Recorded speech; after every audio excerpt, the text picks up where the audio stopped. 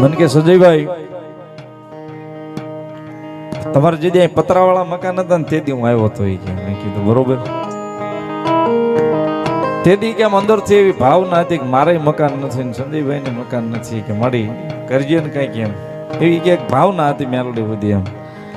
એટલે મેં કીધું ભાઈ મેલડીની મહેરબાની થાય એટલે બધું થઈ જાય. હવે પછી એને સમયની રાહ જોવાની હોય. હવે તો દયા છે કીધું બધું થઈ ગયું છે. મને કે બરોબર થઈ ગયું પણ હું મારી વાત કરું છું. મેં કીધું એટલે મને કે તે હું ભાડે રહેતો હતો બરોબર.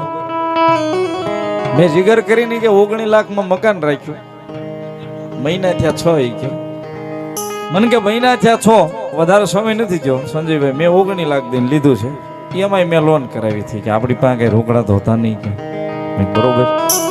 પણ વાત શું છે મને કે હું રોજ સવારમાં 2 હાથ જોડીને મેલડીમાં એટલું કોક માડી સંજયભાઈ એમ કે મોડું આપશે પણ મોડું નહીં આપે, મોડું આપશે પણ મોડું નહીં આપે બરોબર. ભાઈ કે 6 મહિનામાં 19 લાખ વાળા મકાન ને આજે 80 લાખ રૂપિયા મારું મકાન મંગાઈ છે કે 80 લાખ આપી 80 લાખ કદાચ 19 લાખ વાળું મકાન મેં 6 મહિના પહેલા લીધું.